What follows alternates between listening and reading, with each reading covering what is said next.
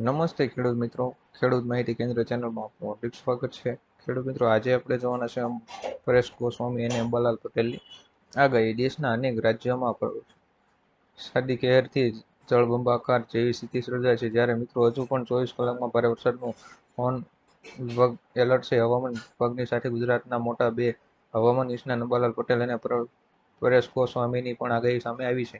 તેમાં આગાહીકાર અંબાલાલ પટેલે આગાહી કરતા કહ્યું છે કે 15 ઓગસ્ટથી રાજ્યમાં સારા વરસાદની શક્યતા છે. જે બંગાળ ઉપસાગરની સિસ્ટમ વધુ સક્રિય થશે તો આગાહીકાર પરેશ ગોસ્વામીએ આગામી પ્રમાણે 8 થી 14 ઓક્ટોબર સુધીમાં ગુજરાતમાં સારા વરસાદની શક્યતા છે.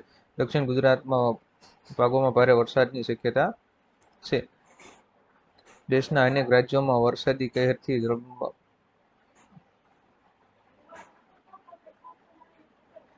આ વિસ્તારોમાં પડશે વરસાદ. હવામાન વિભાગ દ્વારા આગાહી કરવામાં આવી છે કે આજે ઉત્તર ગુજરાતમાં ભારે વરસાદ સાથે આગામી 7 દિવસ તમામ જિલ્લાઓમાં હવામાનથી સામાન્ય વરસાદ રહેશે. રવિવારના રોજ બંગાળ, અરબ સાગર, અરવલ્લી, મહીસાગર જિલ્લામાં ભારે વરસાદની આગાહી કરવામાં આવી હતી અને એલર્ટ જાહેર કરવામાં આવ્યું હતું. આ ઉપરાંત આગામી 7 દિવસ સુધી રાજ્યના તમામ જિલ્લાઓમાં હળવાથી સામાન્ય વરસાદની આગાહી કરવામાં આવી હતી. આ વિસ્તારોમાં લીલો દુષ્કાળ જાહેર. સોનગઢ જિલ્લામાં ખેડ પંથકમાં સિઝનના 100%થી વધુ વરસાદ વરસ્યો છે, જેના કારણે લીલો દુષ્કાળ સર્જાયો છે. ત્યારે આ પરિસ્થિતિ સર્જાતા ખેડૂતોને મુશ્કેલી વેઠવાની વારી આવી છે.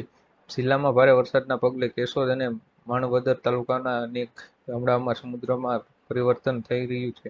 ખેતરોમાં ઓઝોન, ભાદર, બેલ અને મધુવંતીના પાણી ફરી વળ્યા ઉપરાંત હાલ પણ પાણી ભરાયા સ્થિતિમાં પણ પાણી પ્રવાહના કારણે મગફળીના પાકને ભારે નુકસાન પહોંચ્યું છે. પાણી ભરાયેલા રહેતા મગફળીના મૂળિયા સળગવા લાગ્યા છે. ખેડૂતોની 100% લોન થશે માફ. ખેડૂત દેવા માફીને લઈને મોટા સમાચાર સામે આવ્યા છે. મોદી સરકાર જ્યારે 2004ના વર્ષમાં જ્યારે સત્તા ઉપર આવ્યા ત્યારે તેમણે કીધું હતું કે 2023 સુધીમાં ખેડૂતોની આવક બમણી કરી દેવામાં ડૂબેલા ખેડૂતોના સંપૂર્ણ દેવા માફ કરવામાં આવશે. મોદી સરકારે આ વચન આપ્યું હતું. કહેવાય છે કે મોદી સરકારનું વચન પુખ્ત અનેરું હોય છે. મોદી સરકાર વચન આપે છે ક્યારે વચન ખોટું જતું નથી, પરંતુ આ વચનનું લક્ષ્ય હજુ સુધી પૂરું થઈ શક્યું નથી. 2023માં ખેડૂતોની આવક બમણી કરી દેવાનું વચન આપ્યું હતું.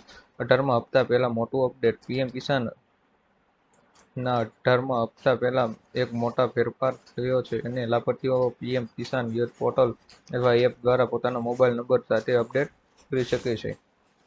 આપને જણાવી દઈએ કે આ યોજનાનો આગામી હપ્તો એટલે કે 18મો હપ્તો ઓગસ્ટ 30 નવેમ્બરની વચ્ચે કોઈ પણ સમયે આવી શકે છે. જ્યારે સરકાર દ્વારા હજુ એની સત્તાવાર જાહેરાત કરવામાં આવી નથી.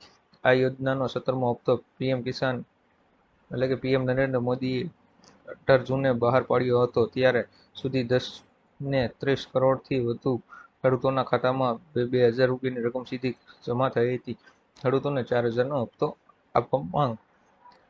એસઆરઆર સાથે જોડાયેલા સંગઠનોએ ખેડૂતોને લઈને સરકાર સામે માંગણીઓ કરી છે. ભારતીય કિસાન સંઘ, ભારતીય મજદૂર સંઘ, સ્વદેશી જાગરણ મંચે નાણાકીય નિર્મળા સીતારમણ પાસે માંગ કરી છે. આવનારા બજેટમાં કિસાન સન્માન નિધિ યોજના હેઠળ ખેડૂતોને આવકમાં અતિ વાર્ષિક આવક 6,000 રૂપિયાથી વધારીને 12,000 કરવામાં આવે.